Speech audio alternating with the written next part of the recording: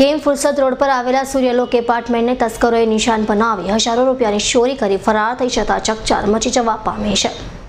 કેમ પોલીસ ઊંઘતી હોય તેવું હાલ દિન પ્રતિદિન વધી રહેલા ચોરીના બનાવો પરથી લાગી રહ્યું છે। પોલીસની ઠંડી કામગીરીને કારણે સ્થાનિક પ્રજાજનો ત્રાહિમામ પોકારી ઉઠ્યા છે। છેલ્લા એક મહિનાની અંદર કિમનગરમાં 50થી વધુ ચોરીઓ થઈ છે, ત્યારે ફુરસદ ખાતે આવેલી કાવ્ય રેસિડેન્સીમાં થયેલી ચોરીની શાહી હજી સુકાઈ નથી। ત્યાં તો ફુરસદ ખાતે આવેલા સૂર્યલોક એપાર્ટમેન્ટના 3 ફ્લેટને તસ્કરોએ નિશાન બનાવી 25,000થી વધુની મત્તા પર હાથફેરો કરી ફરાર થઈ ગયા હોવાનો બનાવ પોલીસ ચોપડે નોંધાયો છે। હવાના હું 6:30 વાગે ઉઠી ત્યારે ગેલેરીમાં મેં જોયું તો એક મોબાઈલ પડેલો હતો, એમાં છોકરાનું પર્સ પડેલું હતું, તેમાં 1500 રૂપિયા પડેલા હતા। પછી રૂમમાં આવીને મેં જોયું તો એક મોબાઈલ નહીં હતો અને પૈસા કેટલા નથી ને છોકરાના આપણે પર્સમાં 1500 રૂપિયા હતા ને મારા છોકરાને બંનેના દફતરના આપણે બંને ના બેગ ના હતી। अब मेरे रूम के बाजू में चोरी हुआ है।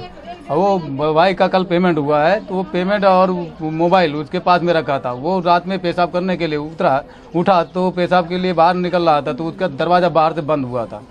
जब बंद हुआ तो उसने देखा कि कोई इसमें लफड़ा हुआ, तो देखा तो उसका जेब में देखा तो पैंट में पैसा नहीं और मोबाइल नहीं। उसके बाद मेरा दरवाज़ा खड़खड़ा रहा था, आवाज़ दे रहा कि भाभी हो भैया हो दरवाज़ा खोलो मेरा। तो जब बाहर से मैं अपना दरवाज़ा देखा तो मेरा भी दरवाज़ा बंद हुआ। तो मैं ऊपर वाले भाई को फ़ोन किया, फ़ोन द्वारा एक भाई था ऊपर, वो ऊपर से नीचे आया। जब ऊपर से नीचे आया तो देखा तो सबके दरवाज़ा बंद कि कोई भी नहीं है। तो वो सर 2 रूम का, एक रूम का खुला था तो उसका दरवाज़ा खोल के दूसरे भाई को जगह के लेके नीचे आया। तो नीचे देखा तो पूरे दरवाजे सबके बंद हुए थे।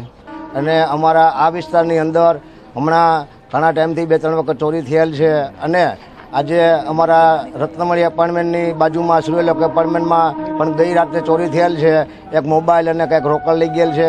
એ પછી ગીતા એપાર્ટમેન્ટની સામે અમારો એક એપાર્ટમેન્ટ છે, એમની અંદર પણ આજે 2-3 ઘરની ચોરી થયેલ છે અને 10,000 રૂપિયા રોકડા અને સાઈડમાં બીજાના દરવાજા ઉપર લોક મારી અને ચોરી કરવા આવેલ છે અને ચોરી કરી ગયેલ છે। આજની તારીખમાં હજી કોઈ પણ પોલીસ અહીંયા કાંઈ પણ કોઈ બાબતમાં આવેલ નથી।